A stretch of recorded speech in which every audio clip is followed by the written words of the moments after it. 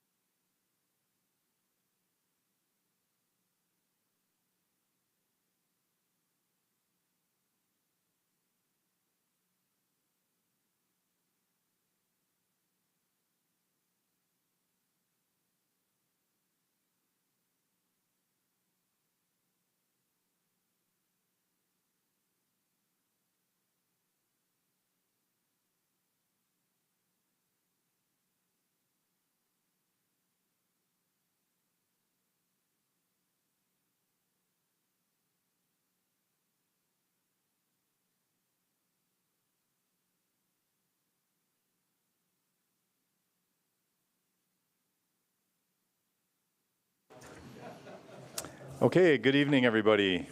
Welcome to the Plan Commission meeting for July 31st, 2024 for City of Delafield at 7 p.m. Could we please all rise for the Pledge of Allegiance? Pledge allegiance to the flag of the United States of America and to the republic for which it stands, one nation under God, indivisible, liberty and justice for all. Okay, Sherry, please roll call. All right. Mayor Iker. Here. Commissioner Hausman. Here. Commissioner Jashinsky. Here. Commissioner Kreinke. Here. Commissioner Merrick. Here. Commissioner Schultz. Here. City Planner Amy Barrows. Here. Building Inspector Scott Hussinger. Here. And commissioners that are excused, Cahalan and Alderman Grimmer. All right, thanks, Sherry. And for her benefit and for the benefit of the minutes, when we make motions and seconds, try to remember to just say who's doing it. So introduce yourself if you don't mind. Okay, next item I should say is discussion possible action on the minutes from our last meeting in June. I'll make a motion to accept the minutes. I'll second. Dan. Laura? Laura and Dan, all right. I think she's got your voice down, Laura. Okay. Okay. So any discussion? All those in favor say aye. Aye. Opposed, say nay. Okay, minutes are approved. Next, we have citizens' comments for items that are on the consent agenda. Any items that are not on the consent agenda, we'll have comments for those later. But is there any citizens that wish to comment on the consent agenda, which is items 6A and B? Going once? Okay, comments for consent agenda are now closed. So consent agenda, any action? Cranky, I'll move to approve the consent agenda. I'll second. Ed? Any discussion? All those in favor say aye. Aye. Opposed, say nay. Or abstentions? Okay, consent agenda is now approved. So if you're here for 525 Main Street for the Live Free Health Chiropractic Clinic approval, you are approved. And for 2700 Burries Road, for the business plan of operation for the civil engineering design company, you are also approved. You're welcome to stay if you'd like, or you can go, and there's no further action for you tonight. All right, thanks for coming. Okay, 7, public hearings. So public hearing number 1 is on text amendments to Chapter 52, City of Delafield zoning ordinance related to boathouses. Applicant Herb Rasmussen on behalf of Nagawicca Yacht Club, and this is to amend the text of Chapter 52 zoning ordinance on the municipal code, specifically 5225H, and possibly other sections related to the topic in order to allow the construction of boathouses on property used for yacht club purposes. So is there anybody here wishing to speak on the public hearing number 1 for the yacht club? Okay, seeing none, public hearing number 1 is now closed. Public hearing number 2, text amendments to Chapter 52 Delafield zoning ordinance related to conditional uses permitted, including community living arrangements and drive-through windows for restaurants. This is to amend the text of Chapter 52 zoning ordinance of the municipal code, specifically sections 52-142-20 regarding drive-through windows for restaurants and 52-142-28 regarding community living arrangements and possibly other sections related to the topics. Is there anyone here who wishes to speak to public hearing number 2? Going once, twice? Okay, comments for public hearing are now closed, and public hearing now is closed.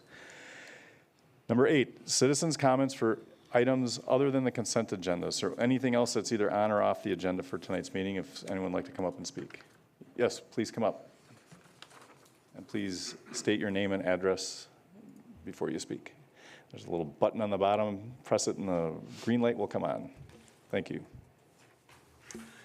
Terry Giles, 1607 Weber Court, where I live with my wife Joyce. And I'd like to speak to accessory building size limitations. I think the code for accessory buildings should be limited by the size on a percent basis without a maximum, along with planning commission approval for the architecture and for the characteristics of the building to make sure that they fit with the neighborhood. I will also like to speak more during the next session of unfinished business. I also agree with the math correction for 2.25% versus the 2.0% of lot area for accessory building size limitations. That's all I have. Thank you. Are there any other citizens' comments? Mr. Schaefer?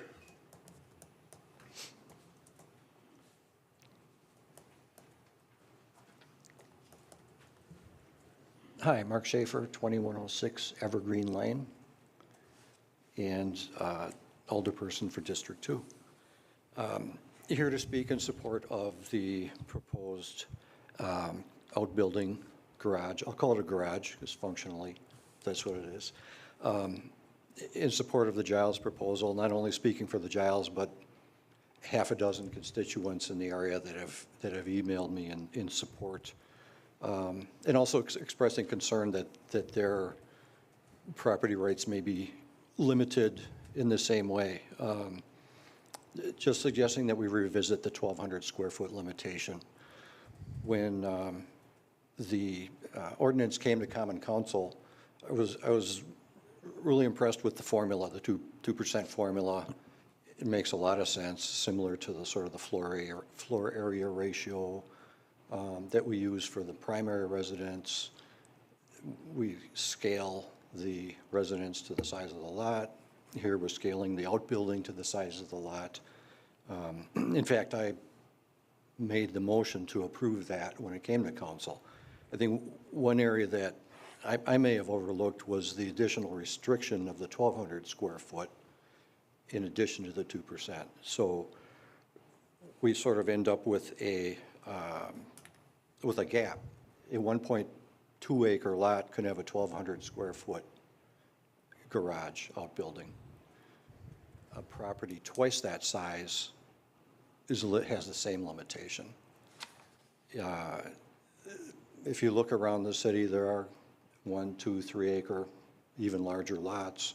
And I think the expectations when person buys that sort of property is that they could build a bigger house, they could have more green space, they could have a larger garage, they could have space to store their belongings.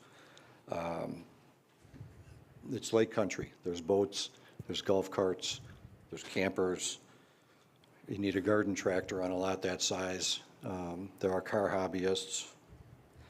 So the sort of the gap that we've left between the 1 acre lots and the 3 acre lots, I don't see a good logic to it. I see great logic to the 2.25% scaled up and down with the size of the lot.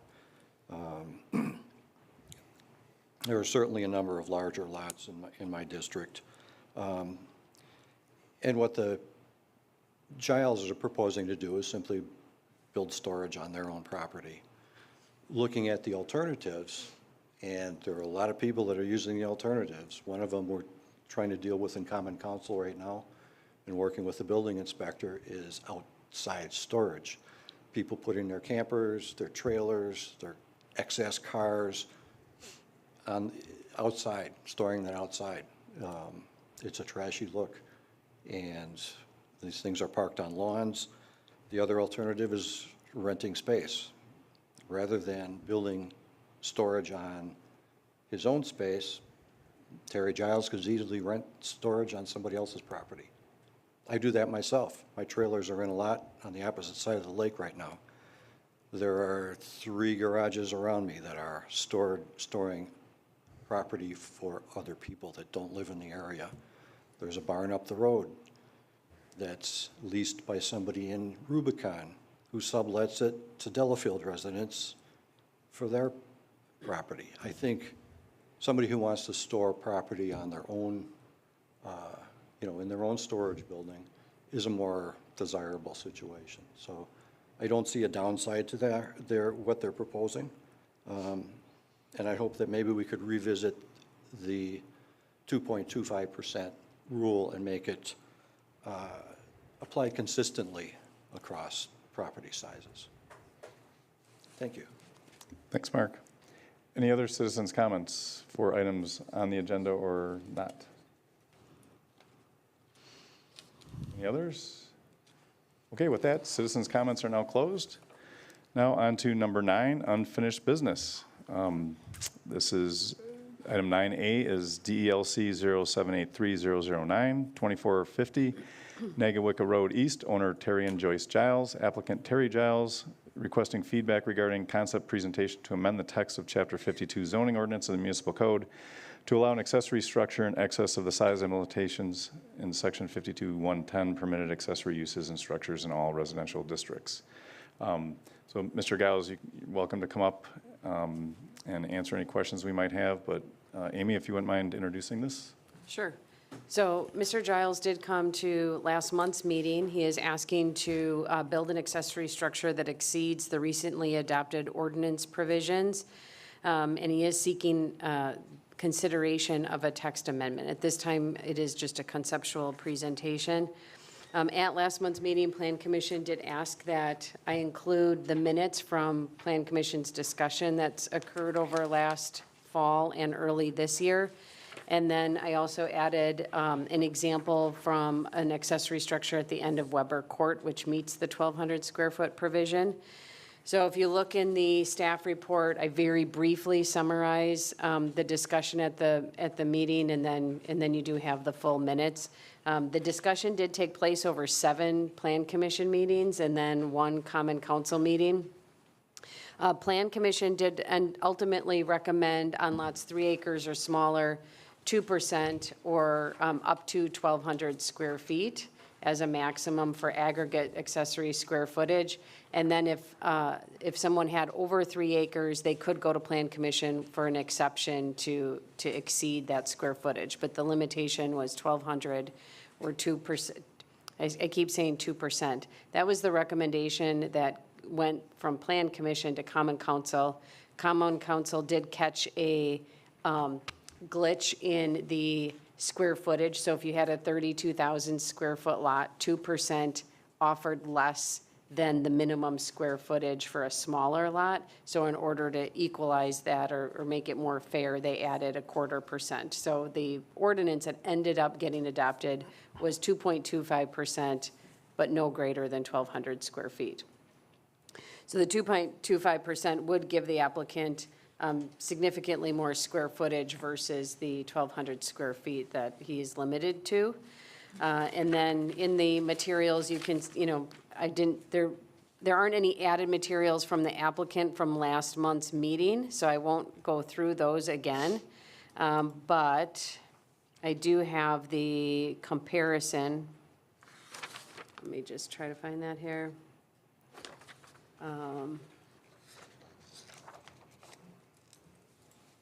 So this is another accessory structure that is at the end of Weber Court. At last month's meeting, the applicant did mention how there are large accessory structures. This structure at the very end of the court does actually comply with the 1,200 square foot ordinance provision. So there is not a second story to it, and then that footprint is 1,200 square feet, actually 1,199 square feet. And then just for comparison, you can also then see what the applicant is proposing. So that's the one that was approved, and then his structure. Any questions or comments, or do you need more detail from the minutes, the previous minutes? And so what happened is the discussion amongst Plan Commission did start at that 2%, and that was taken from the county's provision. So at the very first meeting, I gave several surrounding community provisions, and we started from there. Plan Commission liked that county example. So at the next month's meeting, I did bring that example, added what that would mean. 1 acre at 2% would allow you 871 square foot. 2 acres at 2% would allow you 1,742 square feet, and at 3 acres, they'd be allowed 2,613 square feet at 2%. And then as the meetings went on, and there was a public hearing with a concerned citizen providing comments, There was discussion about how 2,600 square feet seemed a little egregious on what the city mostly has as subdivision lots when they're 3 acres or less, and that's where that cap came into play.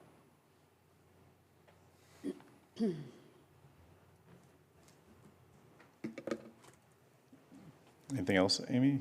So I have no other comments. This is for you to provide feedback to the applicant to decide whether or not he proceeds formally with the text amendment. And I'll just add a couple points. One of them, if you recall, it wasn't that long ago, I think it was earlier, late this spring maybe, where we had, leading into this, or during this discussion about outbuildings, we had somebody who was looking to put in what was then up for our discretion, an approval on a outbuilding on Vedelson Road.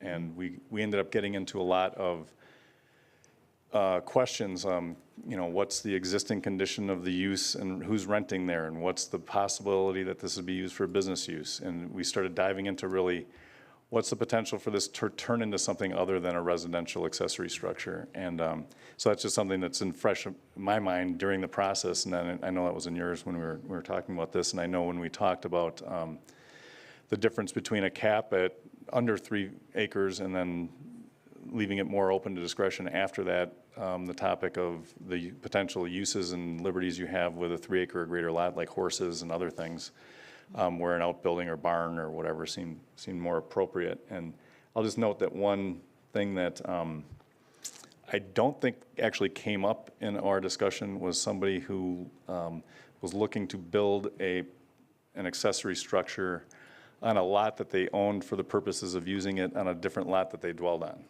So it's really, and so that's kind of the situation we're in here too. So just think about that as far as how things move forward. But those are just some of my thoughts to share as I reflected on this. So I don't know if we have direct questions or if we'd like Mr. Giles to, state any other information you'd like to present.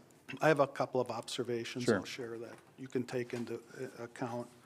I've been noodling this for a while and thinking it through. And just a couple observations. First, from Mark Schaefer, in terms of property rights. I mean, one of our challenges is property rights to build bigger buildings and another's property rights to not have bigger buildings, and what's reasonable. And so that's part of our challenge, is to come up with something reasonable. And I've been scratching my head on this, and I'll give some observations about it, but because, as I mentioned at the last meeting, I don't think there's any magic relative to these numbers, but the more I thought about it, they seemed reasonable and prudent, at least to me. In a couple of ways I think about that is, a 1,200 square foot building, that's 20 by 60 feet. That's a big structure. In fact, I did a little research because we do have a pastoral community with horse farms, which typically are over 3 acres, which would have more ability. But I did some research on horses and talked to somebody I know who owns horses. A 1,200 square foot facility could comfortably handle 2 horses in the hay and wash bay, et cetera. And that's certainly within the context of, some areas of Delafield. I was thinking to myself, 1,200 square feet, 1,300 square feet, and I came back to thinking about all the time we spent on this, and what we have, to me, seems reasonable.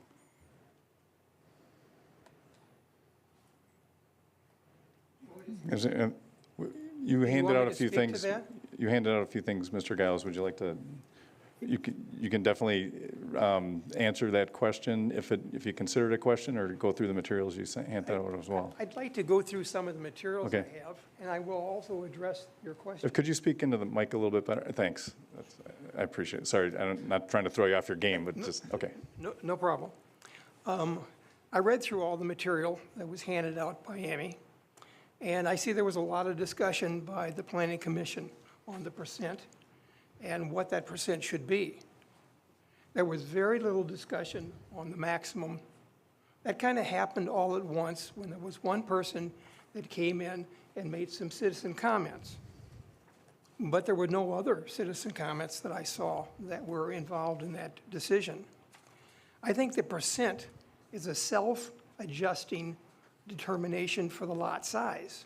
The bigger the lot, the larger the building. I think that, as I had said earlier, the Planning Commission has the ability to determine the architectural characteristics. It has the ability to determine whether it fits in the community. Why do you need the 1,200 square feet as a maximum? You already have the ability to determine what you need. Now, I handed out some plans, site plans, and there's two different sets of site plans. One of them says north-south orientation. The other says Weber Court orientation. And basically, that's just simply that the north-south orientation is directly on the property line. The Weber Court orientation places the front of the garage more toward Weber Court. I'm an engineer, and I believe that it is important to give people frame of reference information. And so I've given you, hopefully, a frame of reference. Look at the property line on those plans. Now look at the buildings. It's a big lot. 2 acres is a very large area. Look at the proportion of that lot to those buildings. Now, I showed you an example of 1,200 square feet. While you're looking at the 1,200 square feet, look at the cars and trucks out front on the road. They will not even fit in the 1,200 square foot structure. I've also showed you what 2% would look like, what 2.25% would look like, and what 1980 square feet, which is what we asked for, would look like. When I made a preparation for this presentation, I asked for the mayor's suggestion on how's the best way of handling this.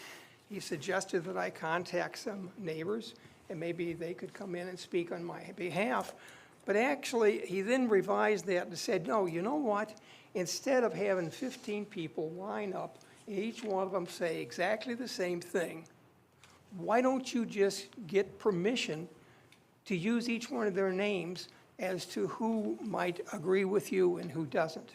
So I contacted some of my neighbors and some of the people in the area.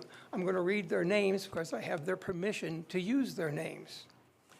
Mariska Aragana, James and Melissa Strack, Bill Maslowski, Jim Milton, Phil Schumann, Alice Katayama, Jim Laslowski, Elmer Tenty, who happens to be my exact neighbor to the south of this property, who used to be a contractor, and Craig Ewald. Now, because I think that I'd like to hear what one of the individuals said to me in response to my question as to supporting me and the size of the building and the location on the property. Terry, your desired garage is practical and reasonable. As the neighbor directly across from the proposed garage, the structure complements the neighborhood nicely, and you sure have enough acreage to support the building. You have my support, Craig Ewald. I think that percent is all you need. I don't think you need a maximum. I think I look at the way that you guys reviewed this over a number of different meetings. You didn't come up with a maximum percent, or a maximum size, excuse me, until the very end. And you didn't come up with a number until somebody contested the size. And then all of a sudden, a maximum came into play. I feel as though that Waukesha is probably right in saying, why do we have a maximum? The percent is in itself self-adjusting. And that's all I have in my presentation. Any questions or comments? Well, the one comment I'll make regarding stating, it's a slide rule, you could say, using a percentage, you are setting a maximum automatically. So just, automatically, the Yes. percentage is your maximum, period. Yes. So I agree. it's not saying that so no matter what, a maximum has been set, Yes. all right? It's just that we entered another caveat into that maximum, okay? And that's Correct. what's working against your proposal. That is Okay? correct. So I just want to make sure everyone's clear that, understanding that any percentage that's set, that's your automatic maximum. But you also have the ability to disagree, and if somebody comes in with 2.25, you can still say, the architecture is not acceptable for the neighborhood, the size is not acceptable for the property. What if you have this really long, narrow piece of property? The percentage rule probably doesn't apply, because it's narrow. So, I mean- maybe your building wouldn't be appropriate, and that the percentage rule wouldn't be correct at that time. I'll just, state that much of the goal of this particular ordinance and putting hard math down on paper is to prevent the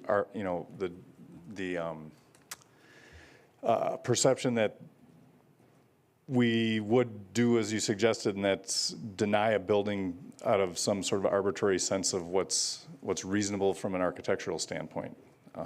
As much as that we put into the code as far as matching the existing building, being consistent with the area architecture and look and feel and stuff, that's where you get into really soft opinions, and that's what we're trying to eliminate from the previous code, which allowed a lot of discretion from a board that had a long track history of saying yes to everything just because it was presented and it seems kind of reasonable. And we ended up with a lot of the situations that Mr. Schaefer was talking about, and that is outbuildings that aren't necessarily even being used by the principal owner of the property. They're being used to lease out or for business purposes for somebody else. And so we're not just looking at reasonable use of what's happening today or in 5 years. It's like, how is this going to evolve and what are the potential uses and how does that fit in with the residential area? And I think that's where we came up with the 1,200 square foot maximum. Fairly certain it is. And the reason it came near the end of the discussions was because that's when we're really looking to put this into print, and we're looking for the unintended consequences of a rule. And so that's when it was really highlighted. One citizen did speak, but it was also on some of our minds too. It's like, boy, that's a pretty big building on a 1.3 acre lot. So I'm trying to relive some of the mindset and the rationale. It wasn't a last second bailout, like let's rubber stamp a 1,200 square foot. It was really a safety measure to look at the differences between the delineations of zoning between 2 acre lots and 3 acre lots. And so there's a lot of things that go with those delineations that you could say, well, maybe I could have, 4.5 chickens on one, like, what I mean? Not all the rights with different lot sizes or zoning scale with lot size. A lot of it has to do with the delineations of the use of the property based on the zoning and the size of the lot. Well, if you said, okay, let's take the difference between 2 acres and 3 acres. Look at the property that I showed you the site plans. Think about the buildings that you have there on that property. Now, if that property was 1 more acre larger, why does that all of a sudden make that 2% acceptable? It's just larger in one, it's all of a sudden this larger property, and so now all of a sudden I can have this bigger building, and the impact is I have more area that's not covered by a structure or anything. Look at the codes that you have on the commercial side. Commercial side says, okay, we deal strictly with percentages. We have percentage of the building, the percentage of impervious space, percentage of green space. They don't deal with numbers. They don't deal with a maximum. They deal strictly with percentages, impervious area. That's rooftop and asphalt or concrete. And it's a specific number that you cannot go past, but that's the limitation. I know, I don't think we should open up our entire code for debate, but what you say is true in some cases and not in others. So like, things like setbacks, number of parking spot requirements, there's all sorts of things that go hand in hand with being your lot versus someone else. Okay, I don't. Look at that property, that building is 120 feet off of Weber Court. It's 120 feet off of Weber Court. It's 30 feet away from the property to the south. And it does not occupy a large footprint in that overall property. Mr. I think Giles. that's what you're looking at. Another perspective to think about is, and it's what I shared with you when we were here before. You can look at these numbers and say, well, why is 1,200 square feet versus 2% versus 1,500 square feet versus 2.25%? At the end of the day, I wouldn't argue about 100 square feet here or there, but I can tell you that if this committee went back and evaluated all of this, those percentages would change in relationship to the absolute values based on what we're trying to achieve. So you can't hang on to the 2.25% and throw the rest of it out, because that's not where I don't think we would, I wouldn't end up there, but I don't think we would end up there. So you have to be mindful of that. We could go through all this process, and you might end up with a building that we, for some reason, come up with and say you can get one that's 200 square feet bigger. You wouldn't be happy. So since, I'm sorry, so since this is a feedback for, this appeal, and we're not taking action tonight on it other than giving feedback, I think it'd be constructive. And I didn't mean to enter into a debate, but I think No, that's it was a I good understand. spirit of exchanging ideas, I hope. But if we could go and just maybe have everyone share a little bit of feedback. Scott, I know you already spoke, but Mike, what are your thoughts? So About really the question is, with this particular situation and everything else in mind, what is your tendency to want to revisit this and as far as the code and that moving forward? at this point, I'm hesitant, just because I understand your situation, but on the same token, we didn't come up with some number arbitrarily. We're trying to look to the unintended consequences of some number. And there is a difference when you get from 2 to 3 acres, because in our minds, we can think, okay, for 3 acres, suddenly you're becoming agricultural. We're dealing with horse barns or something like that. 2 acres, there's more limitations. What are we putting on a property that's that large that you need a building that big? I think that's where my head was at. So I'm hesitant at this point. I wouldn't say no, but that's kind of where my position is right now. I think, Ed? Yeah. We did give this a lot of thought, going through the process on this thing. And we all did feel that, and myself, I felt it's important that we do set a limit, a maximum limit on things. And I think it's just for the right way of looking at it, no matter what. Because you don't want to have somebody in a private neighborhood and say, well, I'm allowed to put a 6,000 square foot accessory building on it, because that's the way the code says it, and everyone's got to accept it no matter what. That's where another type of problem can arise. So by setting a limit on it, I felt, from my point of view, that was the right thing to do, to at least try to preserve what we have there in our neighborhoods. So I would be hesitant to agree to say, let's review this again and see what we can come up with. I'm personally comfortable with what is written. You're up, Dan. You might remember I struggled with this over the months, because I'm mainly about 3-acre lots being kept at 1,200 feet. I compromised when we said, okay, you can appeal to the Plan Commission if you're over 1,200 feet. Having said that, I'm like Mike, a little hesitant to look at this in a 2-acre lot and make the changes. And I'll say, I don't believe the 1,200 square feet was necessarily arbitrary, because that's been on the books for a lot of years. When I moved in, I was told it was 1,200 square feet. So that, I think we were building off of that, something that had been around for a long time, the 1,200 square feet. So my thoughts, yeah, I'm a little bit on the fence about it. I would probably lean towards staying where we're at for the 2 acres. Laura? I'm on the fence, too. I know how much in this area storage is really prized on your own property. Many years ago, we added onto our garage because we had collector cars. And I know there's boats and skis and everything else that people have. So I'm really torn, but we did spend a lot of time on this. And I thought we came up with a good formula, and we even looked at Amy looked even at other communities, what they do. So I'm not real in favor of making a huge change. I'm kind of, it is a very handsome building, though. That much I can't say.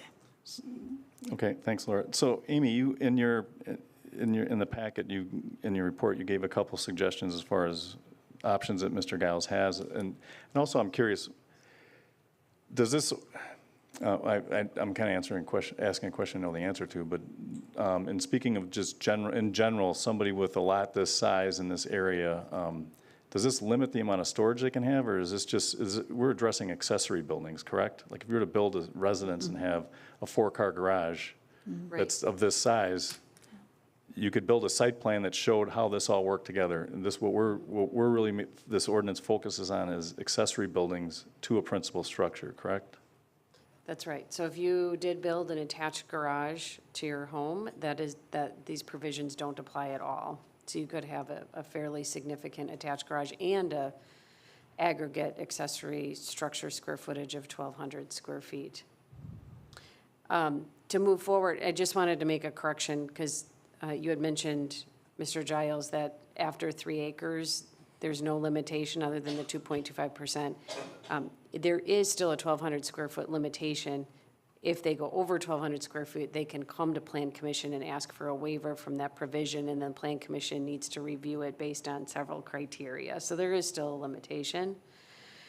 And the existing provisions that have been in place for a long time were 1,200 square feet. If it was over 1,200 square feet, they came to Plan Commission, and there was concern that many people were coming to Plan Commission, and there really wasn't any criteria or limitation on what was being approved.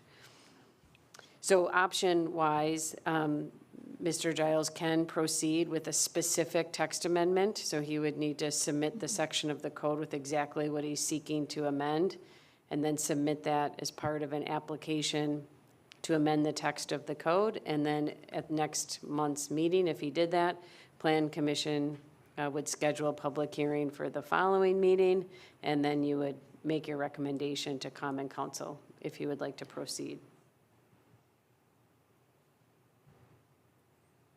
So that's the feedback. Does that, I mean, whether you agree with it or not, you understand how that works? I understand. Okay. I understand both ways. Thank you. All right, thanks.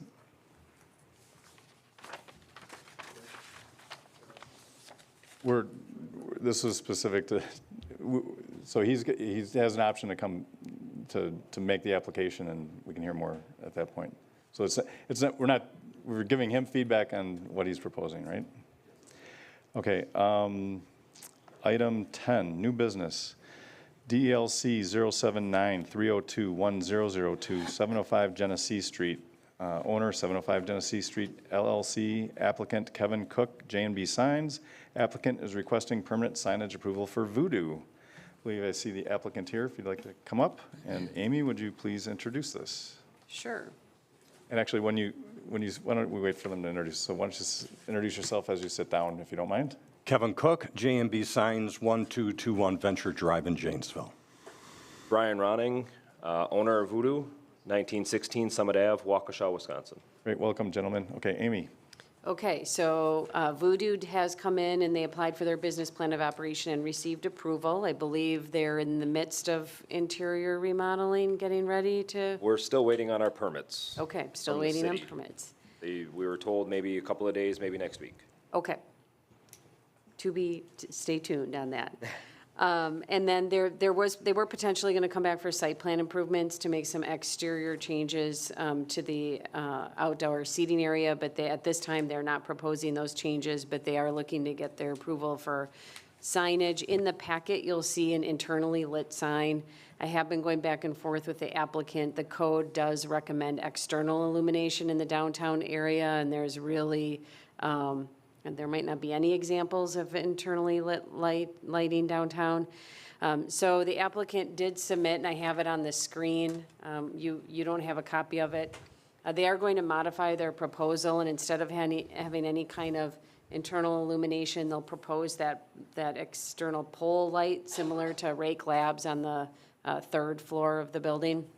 So their signage is the corner of the eastern building where they have an overhang that light would be underneath that overhang and above Voodoo.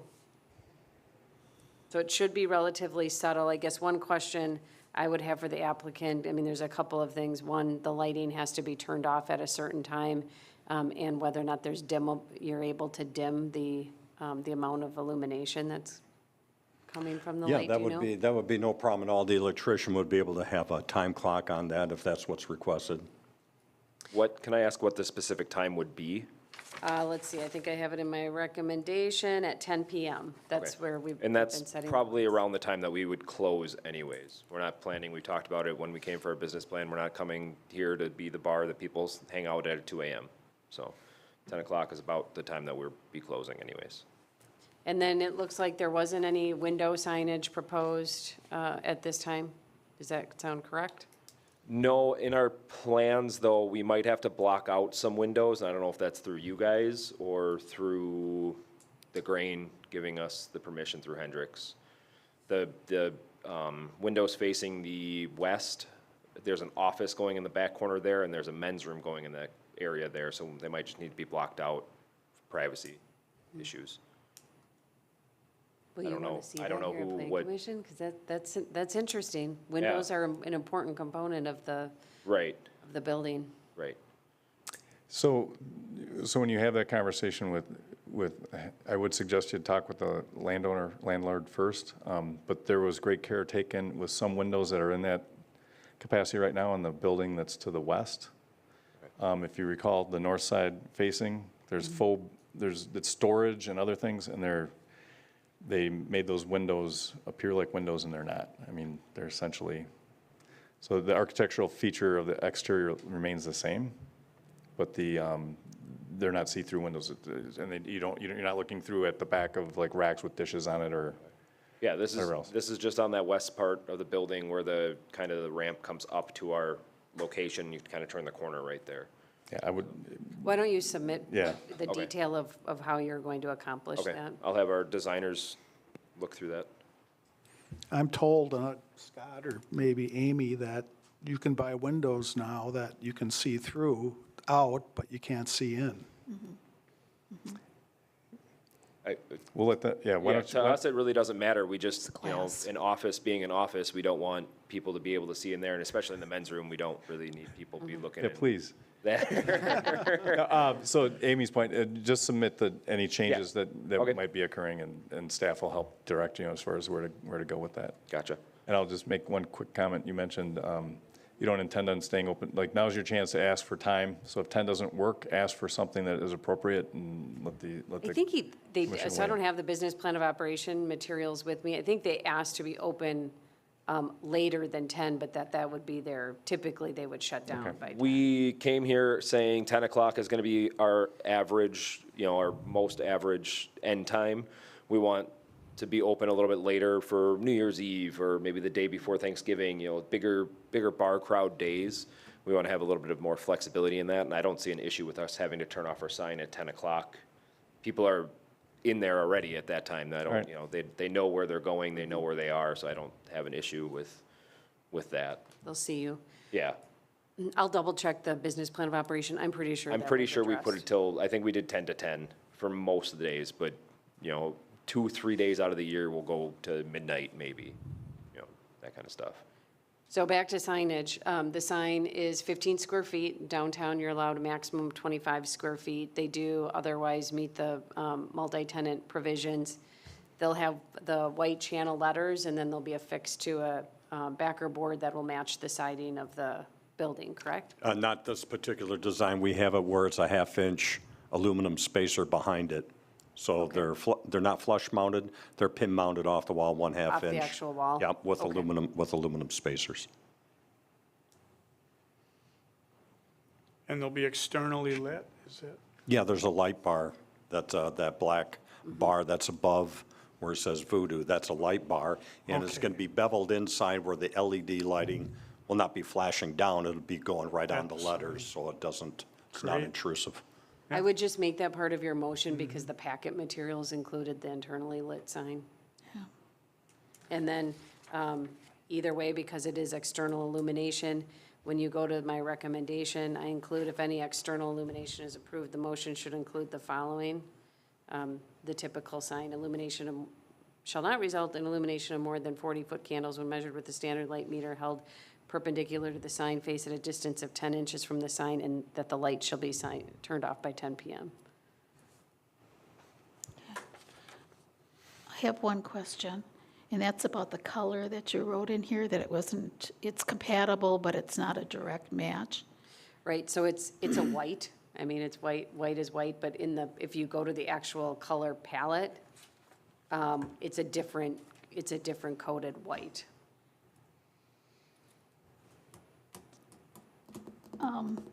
In the past, not so distant past, we held one of the tenants to the fire about the Yes. color. Why are we not now?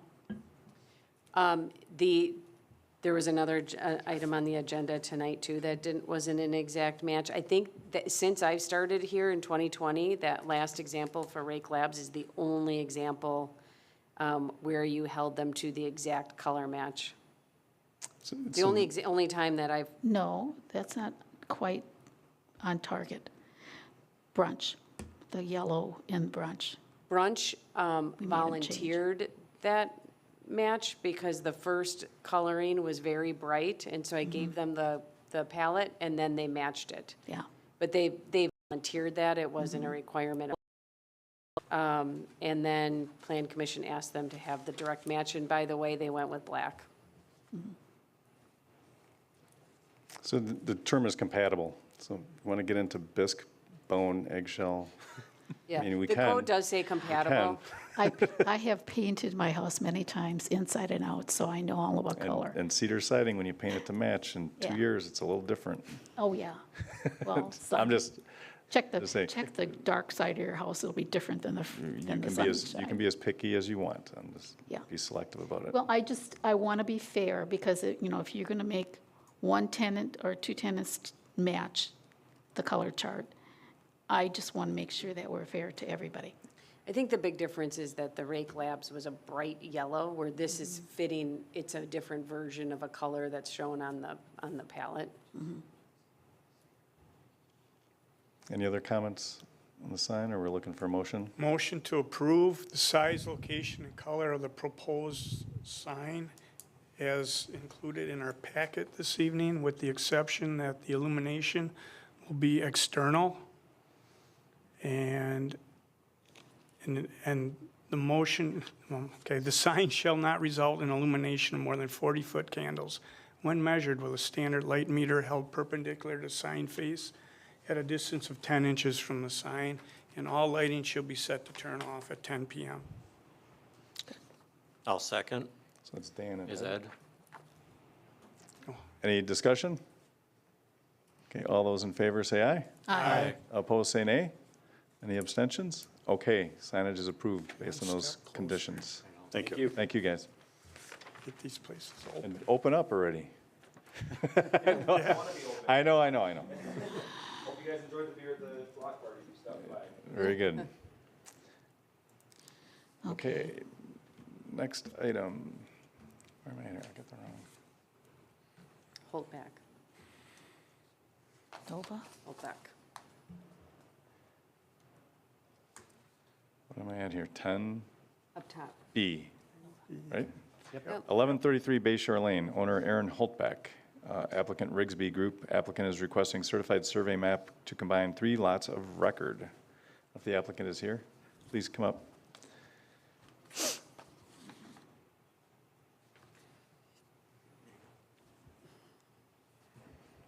You want my name and address, please? You're on. I'm on. Tim Rigsby, owner of Rigsby Group. My address is W303N1694 Arbor Drive, Delafield. Okay. Aaron Holtebeck, owner of the property, 1133 Bayshore Lane. Okay, welcome. Amy. Okay, so if you look at the screen, you'll see the applicant is proposed, he currently owns 3 adjacent lots of record, so I tried to highlight them. The eastern lot is yellow, then there's a western larger lot that's highlighted in the blue, and then there's a small little rectangular parcel in orange. The applicant's proposing to combine all 3 of those lots. I believe he already raised the home and structures, and will be proposing a new single-family residence with a garage, detached garage and also a boathouse, which will be coming back to you when they have those plans prepared and ready. The combination of lots will result in a 3.5 acre property, which will conform to the zoning criteria, whereas the existing lots of record, not all of them do conform. The property does have access off of a private road, Bayshore Lane, and the code does have a requirement that the fire department does need to review that easement language and make sure that they have emergency access to the property. There is a sewer easement on the property between where the new home will be constructed and the lake. That sewer easement will be maintained in its existing location and be documented on the certified survey map document. There was at one point a request to relocate that, and that will not be happening. So other than that, I mean, it's a pretty straightforward combination. If you look through the staff report, there are several surveyor conditions that the surveyor will need to comply with prior to it going to Common Council. And then I do also have some pretty minor comments that also need to be addressed along with that access easement provision. So with that, if you don't have any other questions, I would recommend that you recommend Common Council approve the CSM upon compliance with all surveyor and planner comments. Whenever we can get these lots to be combined that are currently non-conforming, we like to see that. I have one question. Why are there two different districts? Oh, yeah, I almost forgot to mention that. So the property does currently, it's split zoning. I don't know if it's just the shape and arrangement of the parcels out here, because it's not unique to just this lot, but the lots, the area along the lake and where the existing house is zoned RL2, and then the back lot is zoned R1D, which is a little bit more restrictive. I would recommend that you just leave that. It's nice to have lots have a single zoning district, but if they did that on this parcel, it would likely go to RL2. That's the pattern of lake lots. Mm-hmm. And then the back lot area will be less restrictive than what's adjacent to it in that back area. So if he comes in for a detached garage, and I'm assuming that will be in the R1D district, he'll have to comply with the R1D provisions, not the RL2 provisions for that structure. Okay, good. Thank you for the explanation. In the surveyor's letter, he talks about Nagawicka Lake or Lake Nagawicka. It's Nagawicka Lake. GS is wrong. It's my contribution as Lake. It is Nagawicka Lake per the state, per the DNR. It gets confusing, but that's the right answer. And we have to make sure we get our mayor's name correct, too. Yeah, so with that, I mean, the surveyor will just need to make sure they're consistent then. Yeah, okay. I'll make the recommendation then to send this to Common Council approval to approve the certified survey map upon compliance with all surveyor and planner comments. Thank you. I'll second. Mike? All right, any discussion? All those in favor say aye. Aye. Opposed, say nay. Any abstentions? Okay, it's approved to council, so if you'll see that on the agenda in August for them. All right, thank you. Thank you.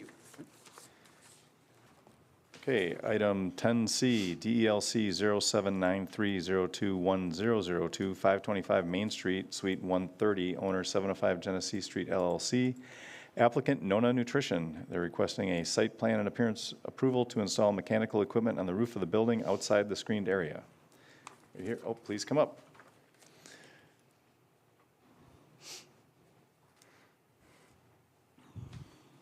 Name and address, please. Dylan Hamlin, KVG Building Corporation, 802 North 109th Street, Milwaukee, Wisconsin. Thank you. Amy. Okay. So Nona Nutrition came in a couple months ago, last month maybe, for their business plan of operation, which was approved. They are under interior renovations and need a location for their some rooftop mechanicals.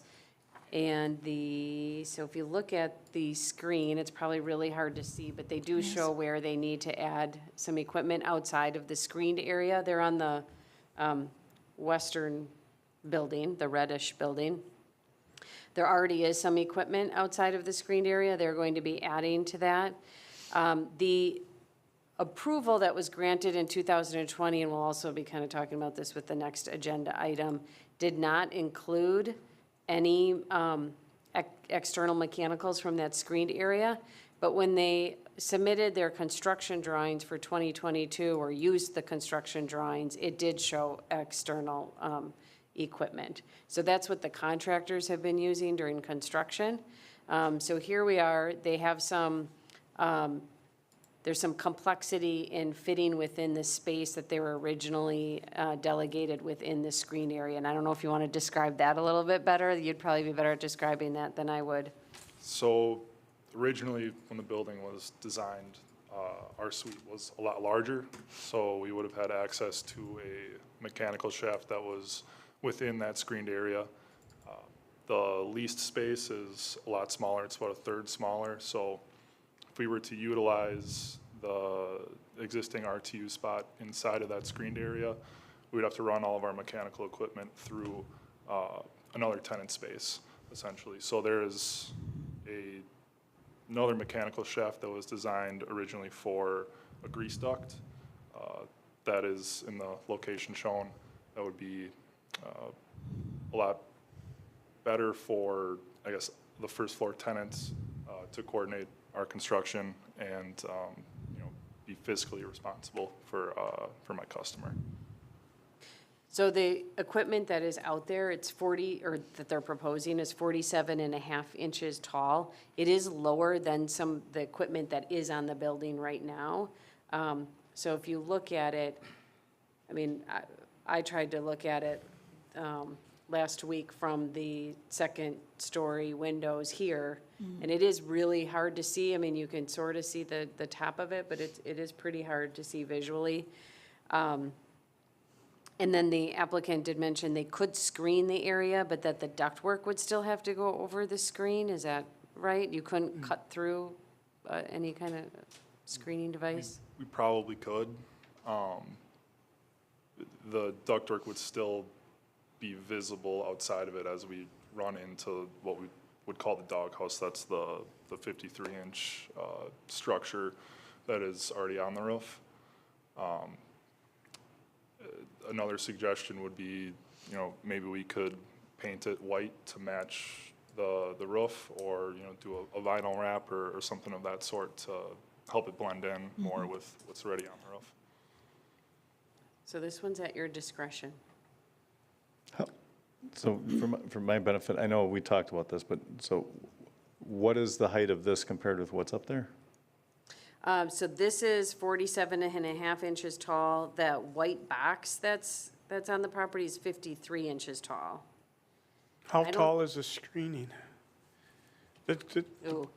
proposed screening, or maybe that's in place now, I'm sure it is. There's no existing screening in that location. No, I mean the other. Oh, the other one? Just for comparison's sake. Taller Like than 60 53 inches or inches, something. yeah. Yeah, so this kind of came as a surprise to me and other people on staff that that these other structures existed, because although we've been scrutinizing the building, I don't think our eyes have been drawn to the roof line and above, because the items that you see that ended up being constructed without approval are white, and they just sort of sneak above the roof line based on the angles you're given, whether you're coming in from the north or the south on the higher elevations. So, yeah, we want everything behind the screens. There's some that escape somehow, and they're not, whatever, they're not egregious is kind of what I'm saying, what I'm suggesting. So this is up to you. I think if they're white and everything kind of blends, it won't stick out. Like if it were black, then it would really stick out next to all the white up there. And the fencing are up there too. And they are near what I would call the rear part of the building, so if you're Right. on any street, you're never gonna see them. Yeah. So I could compromise and go white. Yeah, I would agree with that. Yeah. What's the difference between vinyl wrap and painting? Painting seems like it's going to come off. I mean, what's your thoughts on the two? I would say that painting's probably your better option. Is it?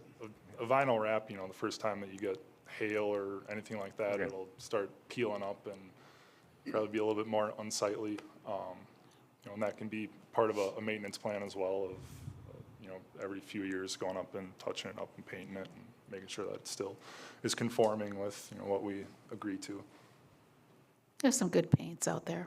Oh, yeah. Okay. Are you looking for a motion to approve For this? questions, concerns, or motion? All right. I would make a motion to accept the 47.5-inch height in the proposal that you have here, also to ask that you paint it white with the appropriate paint that you know will work better. So, Perfect. And maintain that. and maintain that, yeah. Yep. I'll second that. Dan? Ed and Dan. Yep. Any other discussion? All those in favor say aye. Aye. Opposed, say nay. Okay, get after it. Thank you very Thanks much. for coming in.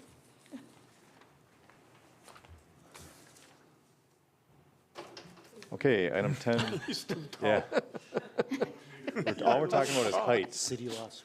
Okay, item 10D, DELC 0793-021-002, 705 Genesee Street, owner 705 Genesee Street LLC, applicant Kevin Piskey, Hendricks Commercial Properties, requesting site plan appearance approval to modify items such as bike racks, lighting, and exterior colors of the buildings. Is the applicant here? Please, come on up. Okay. I'll let Amy start, and you can fill in a sec. Name Oh, and go ahead. address. Kevin Piskey, 525 3rd Street, Beloit, Wisconsin, Hendricks Commercial Properties. Okay, Amy? So we've been doing some as-built reviews on the Grain property, and they recently received their occupancy permits. And a couple of items came up that were, that are still pending or have changed. And so the applicants are here to receive modifications for those changes, or approval for those modifications, I should say. One item is that, and this is pretty minor, but the grid patterns in the window, the original approvals, the grid pattern was just like the top half of each of the windows, and what they've constructed is a full grid pattern. And again, the plans that are in here with what they've constructed is what they had in their construction plans from 2022. It's just not what was presented to Plan Commission in 2020 for approval. So that is one change. And then the other would be the rooftop mechanicals. You can see they do have some exterior mechanicals on the western building. And then on the eastern building, I don't believe there's any external mechanicals, right? But you can see on these construction plans, the mechanicals are taller than the screen. And the original plans that were approved, it did not show mechanicals taller than the screens, if you look at those. So there's that. And then they did propose 5 new pole lights on Main Street, where originally what was approved was 3 pole lights. There's a couple of existing pole lights, but 3 new ones. There are 5. If you look at the photometrics compared to the original photometrics, the foot candles themselves at each spots within the site are a little bit higher, but it's actually more consistent throughout the parking lot than the original plan, which is a good thing to have a consistent lighting throughout. And then there is no foot candle trespass beyond the property lines, other than there are city lights that light up the pedestrian walk, which is important. So there's that. And then the colors of the exterior of the buildings have changed a bit as well, which are the colors that they did go with are part of the construction plans again. So the western building just has like a 2-tone paint on the top and bottom. And again, these colors are not a direct match with the color palette, but they certainly are within the compatibility of them. They're not bright. They fit pretty closely to what shows on the palette. But they went with the 2-tone where the original approved plans just had a singular color. Let's see, they are in here somewhere.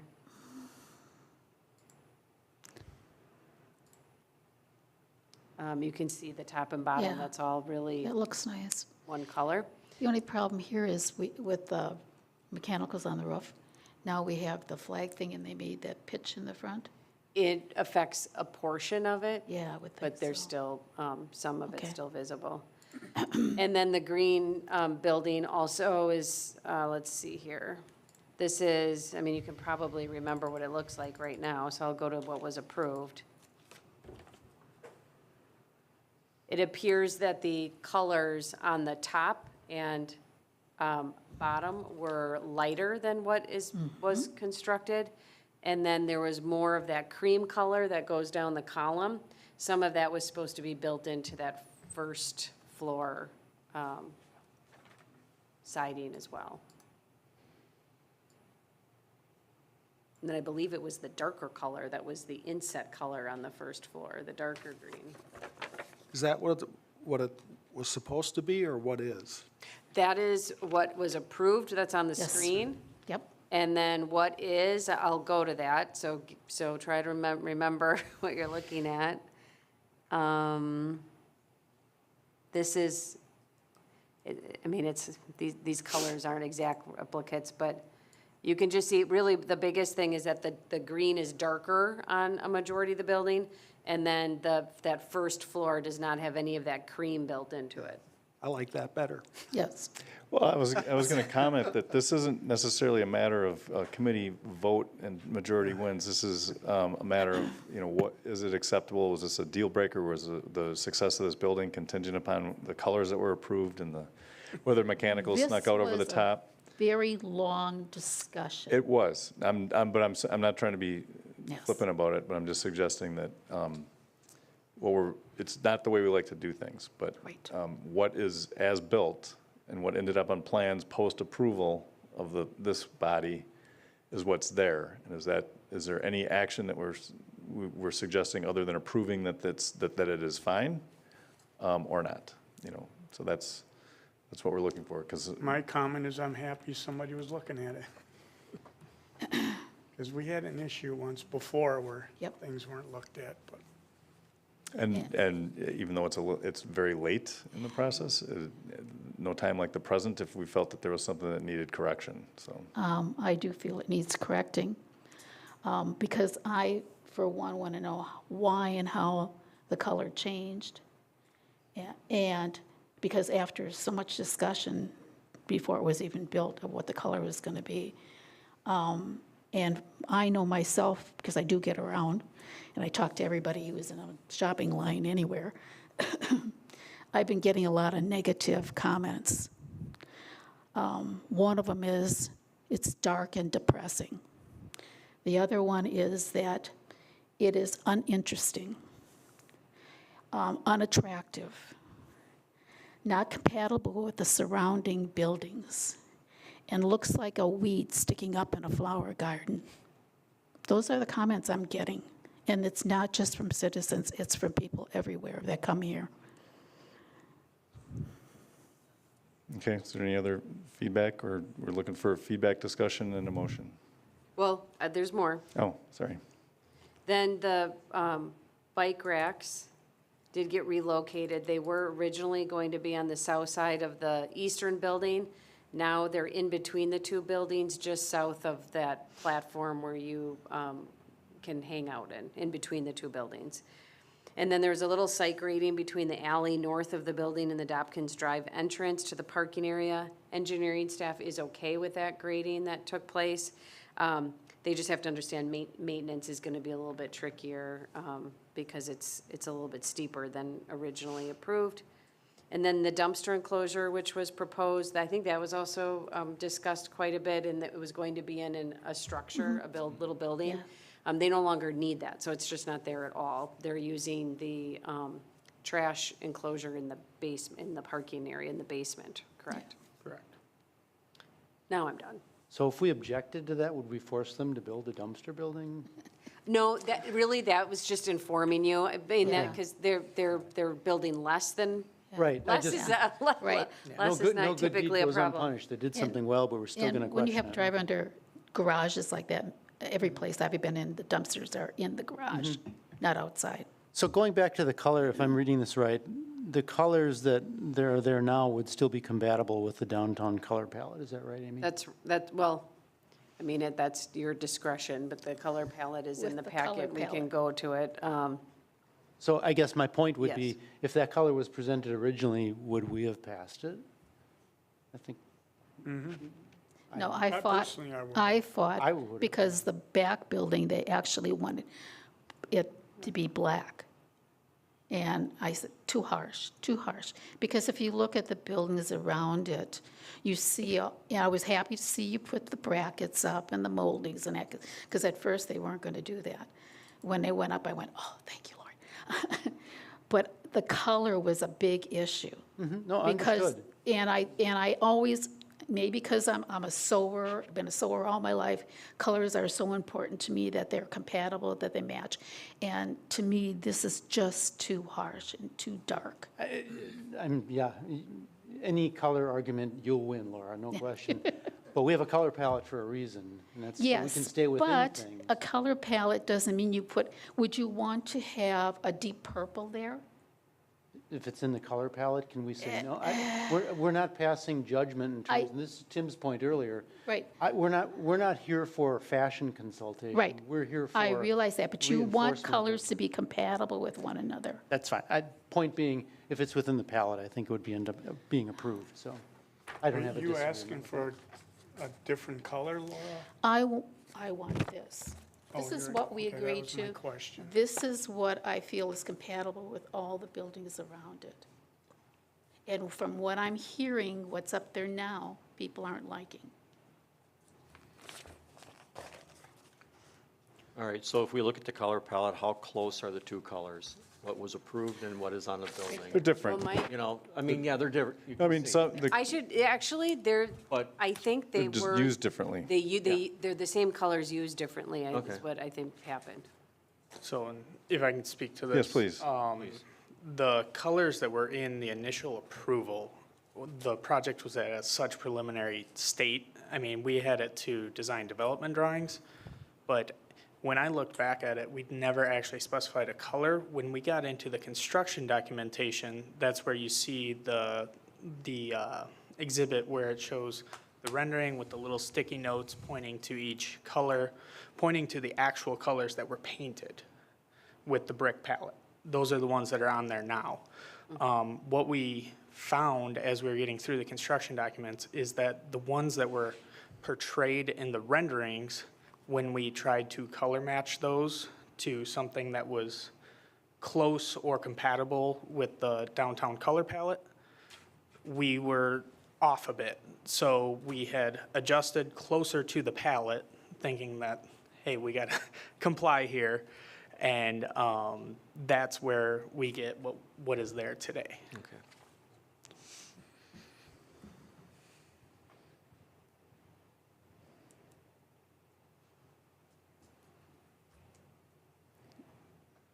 So what do you need, Tim? Well, they're asking for, so there's, as built, they're asking for the fact that, looking for approval to, for the modified items, like the bike racks, how the lighting that, the location of the bike racks, the lighting and the exterior colors. They're looking for approval for that. I'll render a motion to approve. You can, if you're approving it, you can simply say to approve the site plan and appearance modifications presented. If, That's probably be the. acceptable, what Amy just said. If you want me to repeat it, I will. Did you get that, Sherry? And this is Crinky, yep. Repeat it, please, Scott. Or do you need Amy to remind you what you said? This is a test. Remind Scott what he said. So you could make a motion to approve the site plan and appearance review amendment as presented.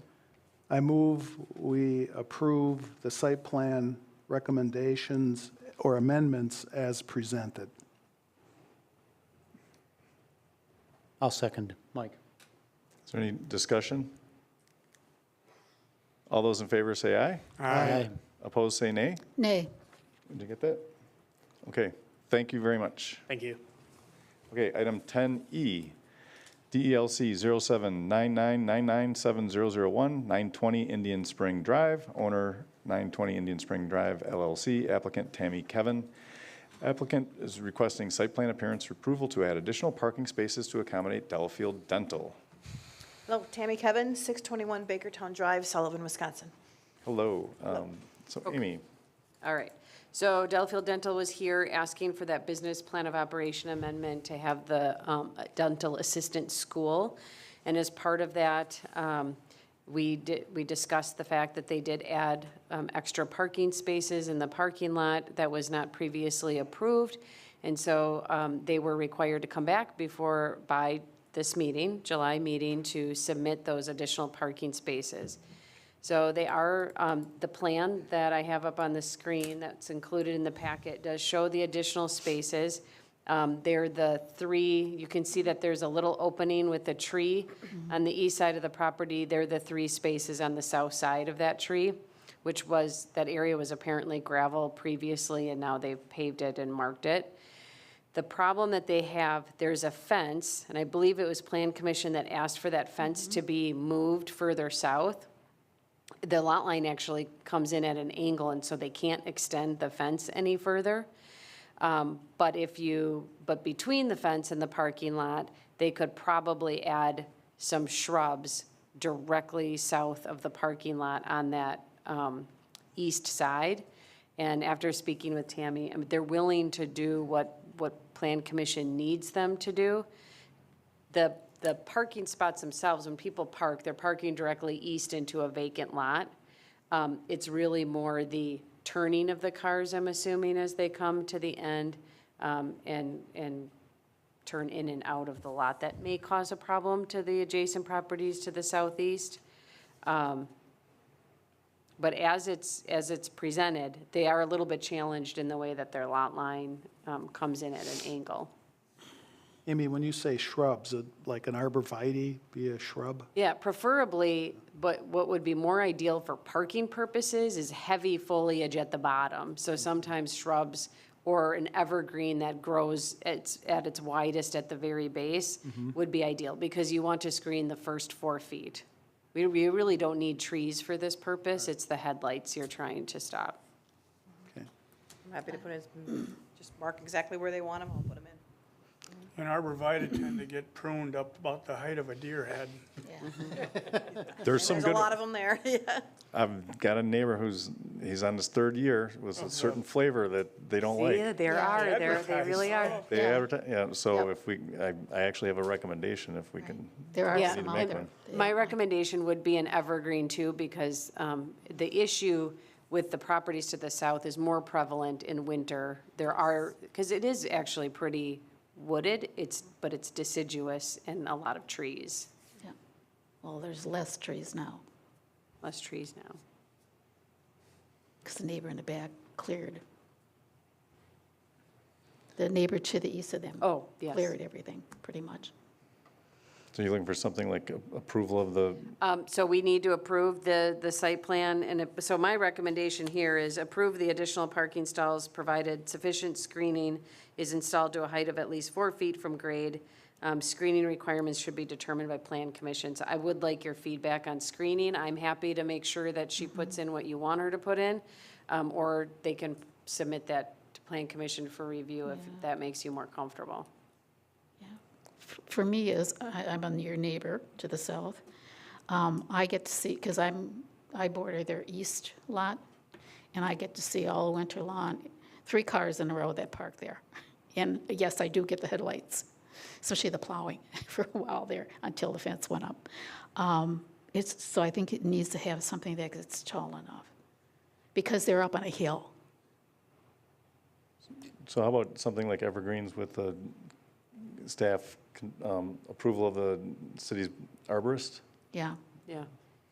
I mean, is a minimum height, usually they're 4 to 6 feet in height? 6 feet, I would think, would do. 6 feet evergreens? Yeah.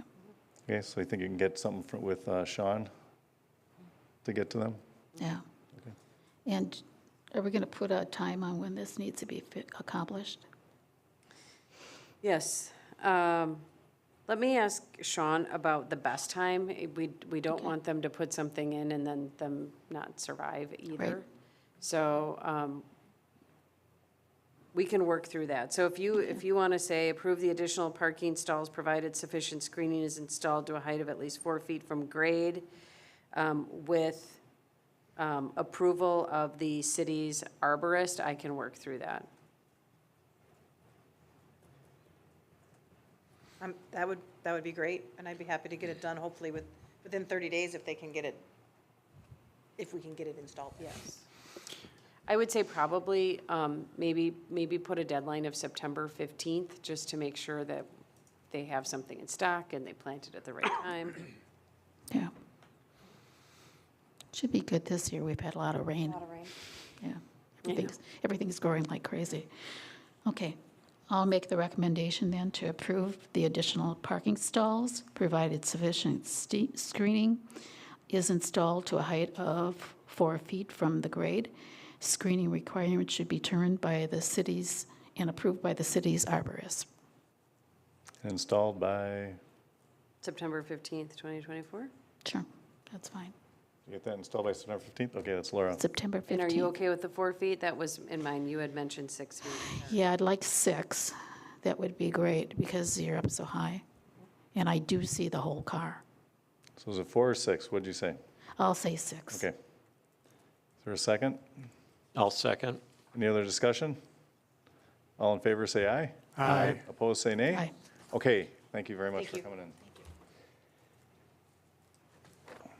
Okay, item 10F, DLC 0782996003, Nagawicca Road. Owner Ramona Weisgerber Kummer and Dane Kummer. Applicant The Commodore 1807 LLC. Applicant is requesting that a public hearing be scheduled for a conditional use amendment to allow the continuation of overflow parking on a more frequent basis to accommodate the Commodore. I don't know if there's an applicant here for this? It does not look Okay. like the applicant's They're here. requesting a public hearing, so Amy, why don't you fill us Yeah. in on what's going on? So for this meeting, it's pretty straightforward. All you're doing is scheduling a public hearing for next month's meeting. But the Commodore did recently open. They are seeking approval to use the parking across the street as overflow. When the owners purchased the property, they did not have the ability to purchase this property across the street. Weisgerbers were keeping that. Since then, Weisgerbers have given the applicant or the owners a lease agreement, which is included in the packet, so that they can use that area for overflow parking. According to the applicant, the overflow parking is critical to their operations. They have a lot of employees that they need to accommodate on site.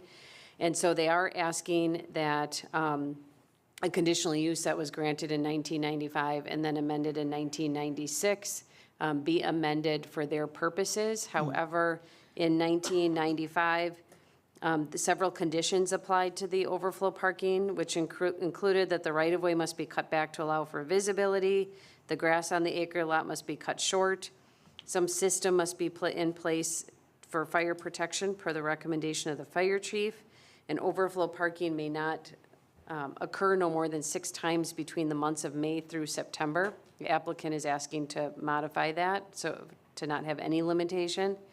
And then a pedestrian crossing sign shall be provided and coordinated with the superintendent of public works.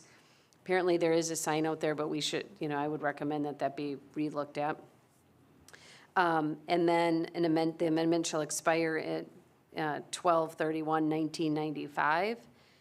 And then they came back in 1996, and that expiration was removed, but they did keep the 6 times per month provision in Per year. 6 times per year during those May through September months in there. So they're asking to modify the CU to eliminate that 6 times per month.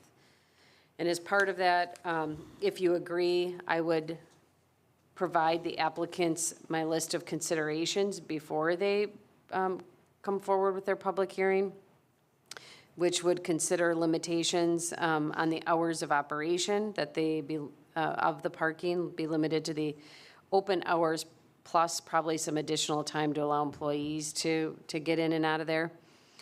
Consider provisions for waste management, so that people have somewhere to put their waste, or to say that no waste is allowed to be left on site. Ensure the adequate crosswalk is installed. Ensure adequate signage is installed on both sides of the north and south side, that there's pedestrian crossing. Ensure proper screening is in place to prevent vehicular light trespass and aesthetic impacts. Determine whether the lot should remain grass or be paved. That's something you may want to provide a recommendation. So pavement, because they do want to use pretty much the entire parcel, would increase the impervious surface quite a bit, and there already were concerns of stormwater runoff prior to this project. They've done quite a bit of work, but that would reinstate stormwater management needs.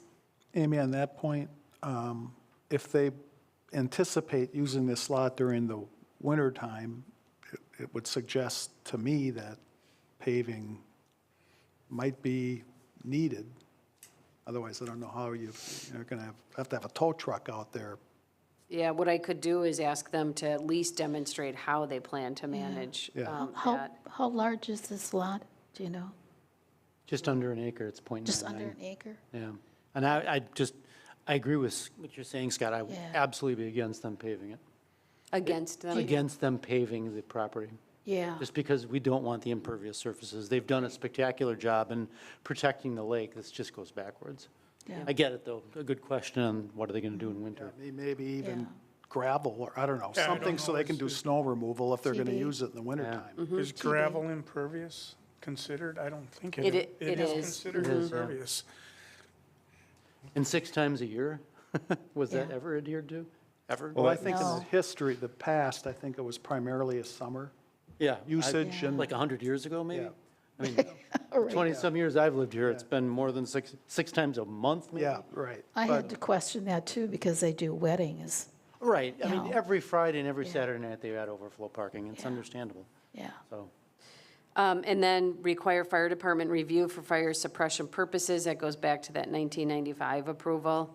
And determine whether Public Works needs to review the signage and crosswalks, Dan. I think so.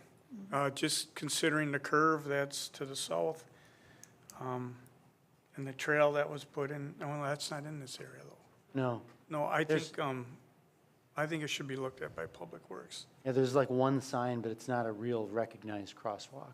Well, we need to do it to conform to MUTCD, and I Right, think it yeah. should. And maybe even one of those flashing lights It that you could have. be. Is this typically would be at the cost of the property owner or the city? The property owner. Okay. I mean, that's. I guess sort of not- chuckled because it's, yeah, no, it's not us.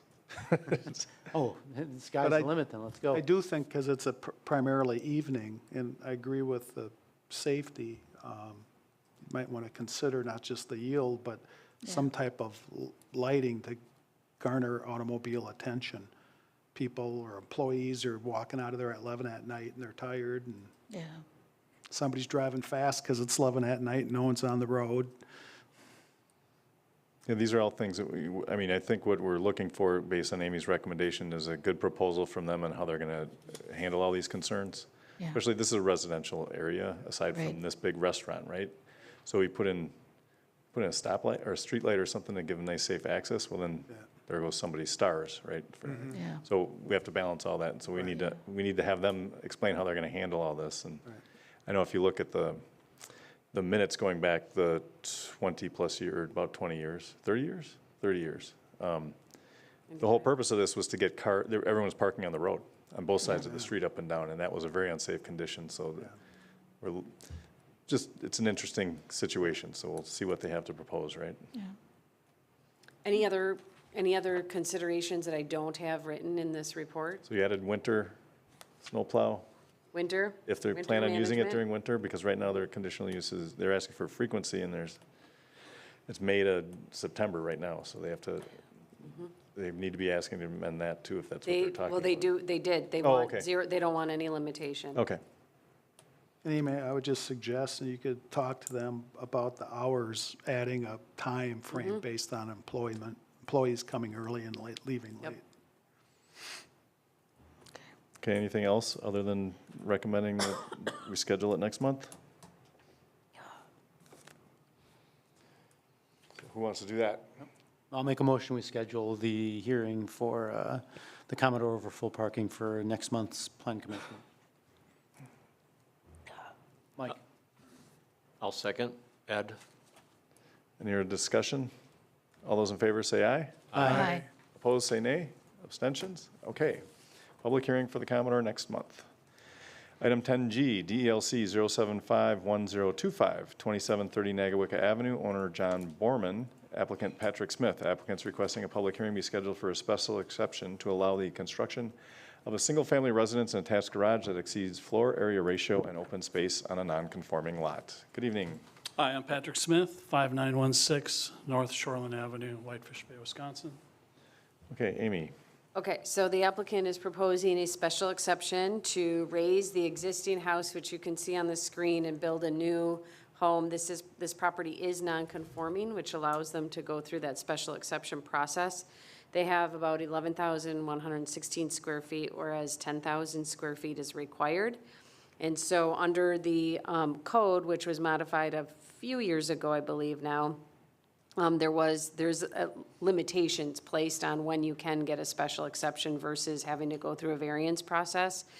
And the limitation for lots zoned RL2 is that the floor area of all buildings cannot exceed 4,000 square feet or a floor area ratio of 0.45, whichever is more restrictive.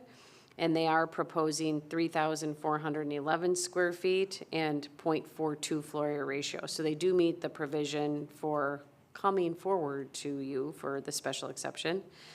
And then they also need a special exception from the open space provisions. And in order to meet the code, the footprint of all structures cannot exceed the footprint that would be allowed on a lot, a minimally conforming lot. So because you would have to have no more than 3,000 square foot footprint on a 10,000 square foot lot, that's the same requirement on a smaller lot. So they'd be limited to 3,000 square feet, whereas their footprint is 1,972. So they also fall within that category. They do meet the side yards, road setback, and shore setback requirements. And the special exception does require the request be noticed in the paper, just like all of our conditional uses and rezone. So that means that the Plan Commission has to schedule that public hearing, which would be conducted at next month's meeting. And then all neighbors within 300 feet would be individually notified in addition to it being in the paper. My one recommendation before application is available to the public would be to read the definition of a special exception in the code, which is also in my staff report, and demonstrate how that definition is met. That really is a responsibility of the applicant. With that being said, it does seem like the size of the home and proposed footprint are reasonable for the size of the lot, based on the calculations that they are proposing. They fall well within the provisions, maximum provisions anyway. However, the property is really flat, and it's pretty level with the lake. So I do believe the Plan Commission is going to want to review a grading plan. I did notice in the site plan, it looks like they're not labeled with bottom and top of wall heights, but it does look like there's retaining walls that go from the house all the way into the pavement of the road. Right. And that could potentially be problematic in that a portion of those walls are within the right-of-way, so that would require Public Works approval. And then, depending on the height of the walls, they may or may not need to come to Plan Commission for review and approval. So if they do require Plan Commission approval, you want to make that part of the request that goes with their special exception. Right. And then we want to make sure the grading does not cause adverse drainage on the adjacent properties. I would also just be a little bit concerned that the basement is going into seasonal high groundwater conditions because it's so flat. Did you do So any that's the soil? balancing act, because the road, so the basement is 2 feet above the high water mark, basically, for code. Would you mind So that leaning raises into the the whole mic a structure. little bit? Sorry. So that raises the whole structure up. So as we come off the road, we have to come up into the garage, and that's what's requiring the retaining walls on either side of that driveway coming up to the garage. I don't know if that makes a lot of sense. Do you step at all from the garage into the house? You do, actually. Yeah, you step up a couple, because we're also worried about the slope of the driveway coming up into the garage, and we're trying to keep that as low of a slope as possible. The ultimate solution is to keep the garage floor lower So the driveway pitch isn't as great, but then you have more steps into your house. Into the house, right? I mean, so there is a solution. It might not be ideal. Right. Yeah, you're right. It's a tricky lot, there's no doubt about it, so. So if you could be, I do see that you have a grading plan in here. It's just, it's a little difficult to read. The grading plan doesn't include, well, first of all, on the south side, it doesn't extend, it should extend like 20 feet onto that lot line so we can see what the impacts are. And then it's hard to, I think because there's an existing house there, the existing grades are blocked out completely.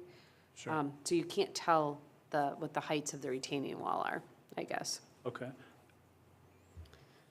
You can work with Scott on that, but I think the Plan Commission, it should be part of your application because the size of the home that you are approving could be impacted, the grading could be impacted because of the size of the home that's being proposed.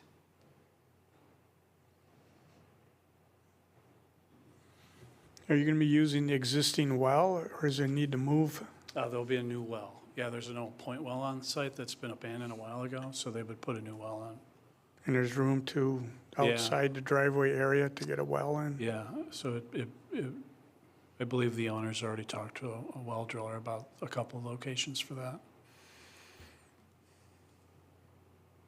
So looking for feedback and for you to schedule a public hearing for the August meeting. I will move to schedule a public hearing and urge the applicant to take under consideration the city planner's recommendations regarding drainage, retaining wall, Okay. and, well, drainage, I guess, covers the neighbors, so. I know that Scott brought up the retaining wall issue a while ago. Is there a retaining wall that is approved in the, like a look? Can you use outcrop stone or anything like that, or? Well, the material's one thing, but I think our limitation is they'd like to see a wall not more than 3 feet high, at least 5 feet from the property line. Can you make that work? Yeah, I could make that work. I think that's our standard. Okay. Yes, I think if you can show that you're meeting that, and then I don't know about the wall in the right-of-way of the road. Is that common practice on these? This is No, Nagawicka but- Avenue? Oh, I'm sorry. We'd wanna look at the clear zone on that road and make sure it's not intruding on that. I could stay out of that. Yeah, Okay.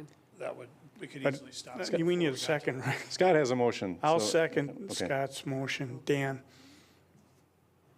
Okay, this sounds like there's a solution, but I agree as far as feedback and discussion during this is that it's not unusual in these, especially the lake lots, when we're trying to get a lot of house in there and these smaller lots, that these walls and drainage becomes something that is thought of after, and so let's get ahead of it. So, is there any other discussion? All those in favor say aye. Aye. Opposed, say nay. Okay, great. Thank you. See you next month. Okay, item 11, comprehensive plan zoning and ordinance revision. Item 11A, discussion action on request from Herb Rasmussen, representative of the Nagawicka Yacht Club, to amend the text of Chapter 52 zoning ordinance and municipal code, specifically 5225H, and possible other sections related to the topic to allow boathouses on properties used for yacht club purposes. Good evening. Name and Good address for evening, the Herb record. Rasmussen, 3098 Stonebridge Isle, Delafield. Thank you very much. Okay, Mike, can you put on the screen, my screen? Okay, I don't know if you can read that, but we discussed the amendment at last month's meeting. It's pretty straightforward. There's a provision in the boathouse section that limits the boathouses have to be accessory to a single-family dwelling. I had recommended and add approved yacht club use. The city attorney did review the ordinance, which he always does before common council. His comments were received, so I just want to make sure you have access, and if you make a recommendation, I would make it subject to the city attorney's comments that have already been raised. So he does just tweak the language a little bit, and it does read a little bit nicer. So it just says, no boathouse is permitted unless a single-family dwelling is already present on the lot, or the boathouse is part of the same lot in which a yacht club conditional use has been approved. In all instances, only one boathouse per lot is allowed. It's just a little rephrasing.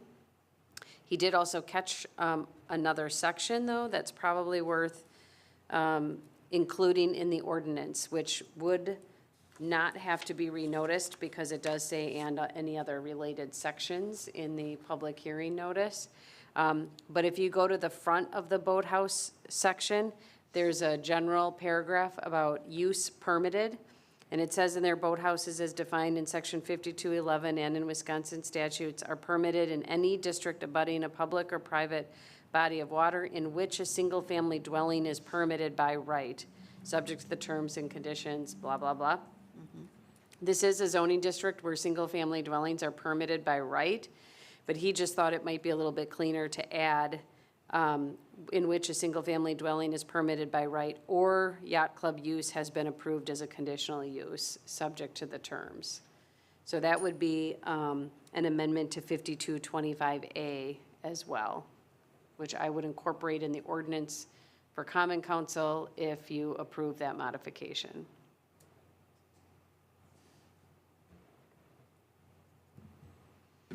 Anyone want to make a motion to approve boathouses on yacht club properties? A motion to recommend common council adopt the enclosed ordinance, amending the text of section 52-25H and A in order to allow boathouses on property used for yacht club purposes in accordance with the city attorney review and comments. The only question I have, and this might be... Is there a second? We need a second. Oh, I'm sorry. I'll second. That's Ed. Ed? The only question I have, and this might be a nitpick, that if it's not material, it's fine with me, but yacht club versus sailing club, I mean, does it matter, or should we define the term?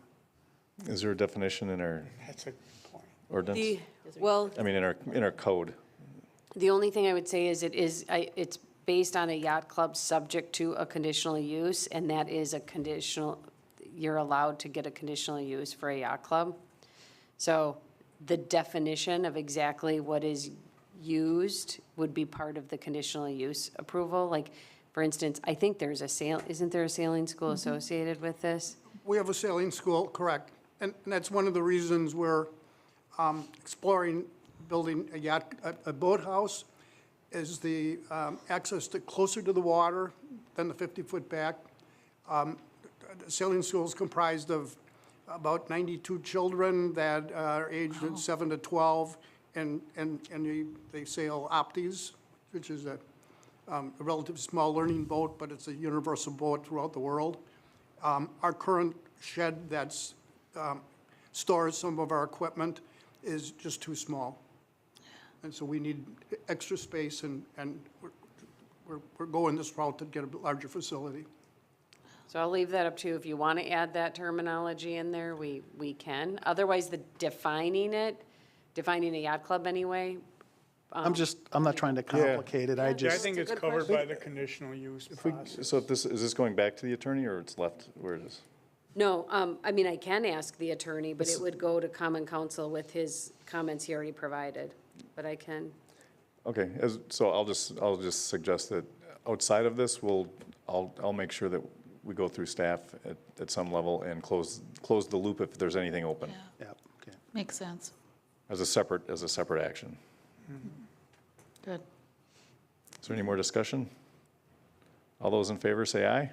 Aye. Opposed, say nay. All right, Thank you.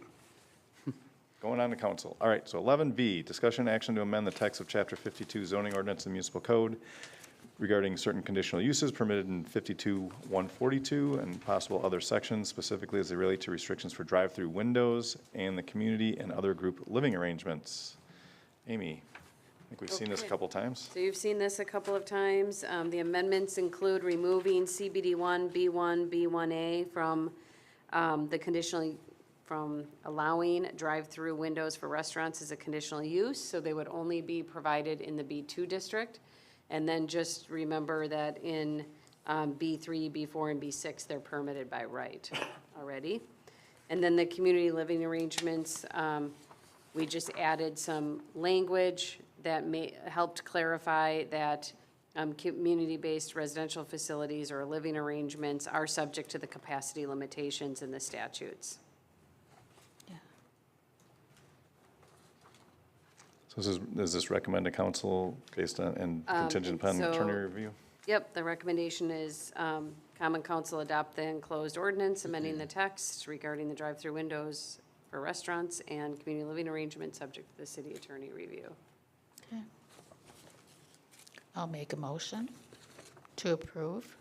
Recommend council adopt the enclosed ordinance amending the text of section 52-142, section 20, regarding drive-through windows for restaurants, and section 52-142-28 regarding community living arrangements, subject to city attorney review. Is there a second? Second. Scott, any discussion? All those in favor say aye. Aye. Opposed, say nay. Or abstentions? Okay, it's going on to council. So that's it for item 11. Item 12, reports of city officials. Any correspondences in the packet? Amy, anything else? No. All right, Scott, building inspector. We're building. We have 7 active residential subdivisions. I think last year was a record year for single-family construction, and this year we've already surpassed that.